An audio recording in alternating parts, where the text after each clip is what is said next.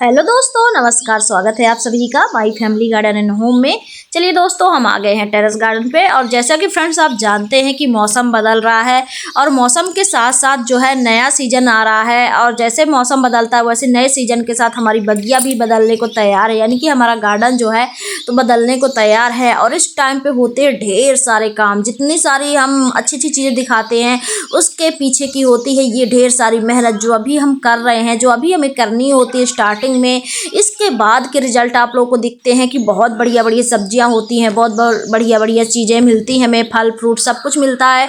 लेकिन उसके पीछे हमें क्या क्या करना पड़ता है, कितनी मेहनत होती है, वो भी मैं आप लोगों को दिखा रही हूँ। देख सकते हैं ढेर सारे यहाँ पे जो डंडी वगैरह हमने बांध बांध के एक एक करके लगाई हुई थी, मेहनत करके लगाई हुई थी। कोई डंडी लगा लगा के फिर उसको तारों से बुन बुन करके एक जाल सा तैयार किया था, क्योंकि जो बेल वर्गी यानी कि बरवटी हमारी लगी हुई थी और जो कुछ गिलकी के पौधे लगे हुए थे, तो इनको जो है तो हमने बनाया हुआ था। अब हम इन्हीं को निकाल रहे हैं, क्योंकि फ्रेंड्स ये वही टाइम है जब अब हमें जो तैयारी करनी है तो उसका रिजल्ट जो है तो हमें आगे दिखाई देगा। तो आप देख सकते हैं यहाँ पे जो है सारी बरबटी हमने यहाँ से उखाड़ना शुरू कर दिया है, यानी कि निकालना, डंडी वगैरह साफ करना, झाड़ वाड़ इनके जितने भी हैं तो सब कुछ हटाना शुरू कर दिया है। और ये वही काम होता है जो सबसे ज़्यादा ज़रूरी होता है। थोड़ा सा डिफ़िकल्ट भी आप कह सकते हैं, मुश्किल भरा होता है, बहुत ज़्यादा काम एक साथ हो जाता है। क्योंकि जैसे विंटर की स्टार्टिंग होगी ना फ्रेंड्स, तो उसके लिए बहुत सारे, क्योंकि हम जब टेरेस में सब्जियां लगाते हैं यानी कि टेरेस गार्डनिंग करते हैं तो उसके कुछ थोड़े से काम अलग होते हैं ज़मीन से। ज़मीन में आपको हर बार ऐसा नहीं करना होता। ज़मीन में तो खेत की जुताई हो गई, धूप लग गया, उसके बाद खेत में बुवाई हो जाती है। लेकिन जो हमारा गार्डन होता है ये एक लिमिटेड मिट्टी भरी हुई होती है। जैसे देख सकते हैं आप लोग, इतने ग्रो बैग में इनमें मिट्टी भरी हुई है। अब जो सब्जियां लगी थी, जितनी सब्जियां हुई हैं, इनसे जो मिट्टी में हमारे पोषक तत्व थे वो सारे ख़त्म हो चुके हैं। अब फिर से हमें मिट्टी को जो है तो रिचार्ज करना होगा, यानी कि मिट्टी में फिर से पोषक तत्वों को भरने की बारी आती है। तो ये जितने झाड़ देख रहे हैं फ्रेंड्स बहुत ज़्यादा निकलते हैं और ये हम एक भी नहीं फेंकने वाले। यदि आप भी इसी तरीके से करते हैं तो आपकी जो बागवानी है यानी कि आपकी गार्डनिंग बहुत अच्छी चलने वाली है। आपको जितना कचरा दिखता होगा, लग रहा होगा बहुत सारा है, बहुत ज़्यादा है। क्योंकि जब मैंने गार्डनिंग करने की सोची थी, मतलब स्टार्ट नहीं किया था ना, तो सबसे पहला सवाल जो मेरे मन में आया था फ्रेंड्स यही सवाल था कि मैं गार्डनिंग तो कर लूँगी, ठीक है, पौधे भी लगा लूँगी, लेकिन जो भिंडी के पौधे होते हैं, बड़े बड़े जो सब्जियों के पौधे हो जाते हैं, इतना मैं फेंकूँगी कहाँ। मतलब होता है ना कि शहरों में इतना स्पेस नहीं होता कि हम, गांव तो है नहीं कि कहीं भी हम डाल देंगे। तो मतलब मेरे दिमाग में यही आया था कि हम इसको फेंकेंगे कहाँ, इतना सारा जो कचरा होगा हमारे घर में यानी कि छत में, तो हम डालेंगे कहाँ। बाद में मुझे समझ आया कि इससे अच्छी खाद तो जो है हमें अपने गार्डन के लिए मिल ही नहीं सकती। और जैसे हम इधर उधर ढूंढते रहते हैं ना कि ये खाद, महंगी महंगी खादों के चक्कर में पड़े रहते ना, अगर आपने इन्हीं का इस्तेमाल जो है अपने बगिया में करना शुरू कर दिया तो ये हर साल आपके बगिया से गायब हो जाएंगे। और मतलब इनका यूज भी आप कर लेंगे और पता भी नहीं चलेगा कि ये कहाँ गए।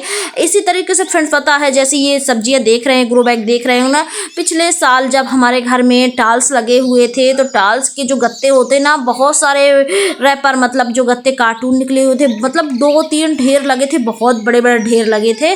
तो उन ढेरों में से जो भी हमने एक टुकड़ा उसका मतलब गत्ते का नहीं फेंका है, हमने सारे जो साइड साइड से रैपर जैसे चिपके नहीं होते, जो टेप वगैरह लगे होते, बस उनको हटाया था पट्टी पट्टी सी।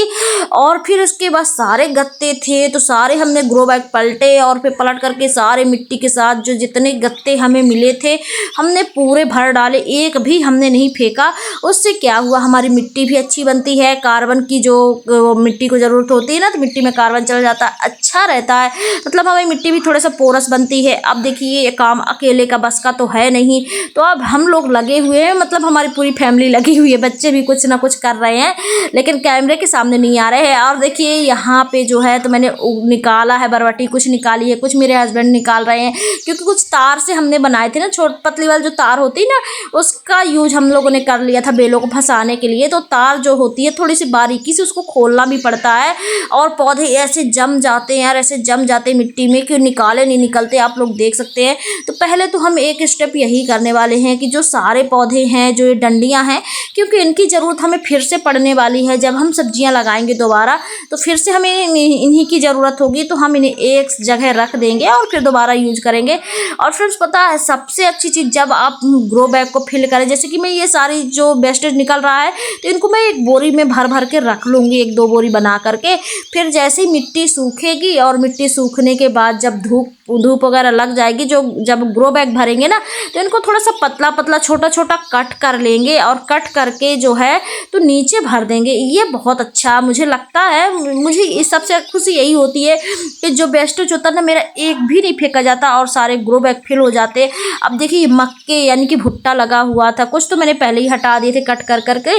अब ये बरबटी के सपोर्ट में लगा हुआ था तो इसको नहीं हटाया था, इसके ऊपर बरबटी जो थी तो फैली हुई थी, तो मैंने सोचा चलो ठीक है।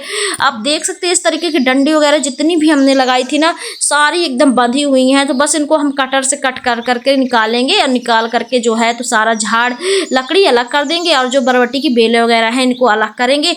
फिर इनको थोड़ा सा छोटा छोटा कट करेंगे, मतलब ज़्यादा छोटा नहीं करेंगे, कटर से हम कट करके फिर इनको ग्रो बैग जब भरेंगे तो इनको डाल डाल के ऊपर से मिट्टी डालेंगे। और फ्रेंड्स इस बार पता है हमारे इधर जो है तो बारिश अभी तक पूरी तरीके से खत्म ही नहीं हो रही। 4-5 दिन मौसम जहाँ साफ रहता है ना उसके बाद फिर बारिश आ जाती है, तो ऐसा हो रहा था। इसी चक्कर में ना खाद भी नहीं आ पा रही। कुछ पौधे तो हमारे तैयार भी रखे हुए हैं लगाने के लिए, लेकिन बिना खाद के यदि पौधे लग जाएंगे तो होंगे नहीं उतने अच्छे से। तो मैं सोच रही थी कि जब तक खाद आ जाए शायद तो तब तक सफाई कर, इसी वजह से हमारी बगिया की सफाई थोड़ी सी लेट हो गई है। और यदि आप लोग यहाँ मौसम सही हो, बारिश ना हो रही हो ना, तो आप लोग सफाई शुरू कर दीजिए, सफाई कर दीजिए और मिट्टी वगैरह धूप दिखा दीजिए, इस तरीके से तैयारी करना शुरू कर दीजिए। अब मेरे यहाँ बारिश हो रही है तो मैं मिट्टी भी इसी वजह से, डर की वजह से नहीं फैला रही हूँ, क्योंकि पता चला कि हमने मिट्टी पलटा और बारिश हो गई तो आधी मिट्टी बह गई। अब देखिए इतने सारे जो है तो लगाने में झाड़ वाड़ जब लगाए थे तब बहुत अच्छा लग रहा था, लेकिन अब हटाना भी पड़ता, ये मेहनत होती। फिर इसके बाद जब हम यहाँ की सफाई वफाई कर लेंगे तो फिर इसके बाद बारी आएगी मिट्टी की, तो फिर मिट्टी में हम काम चालू करेंगे। अभी तो फिलहाल हम इसके गार्डन की सफाई वफाई जितना भी हो रहा है ये कर लेंगे। अब देखिए ये सूख चुका है, तो आप लोग भी इस तरीके से कर सकते हैं। वीडियो अच्छा लगे तो लाइक करिएगा, चैनल पे पहली बार सब्सक्राइब करिएगा।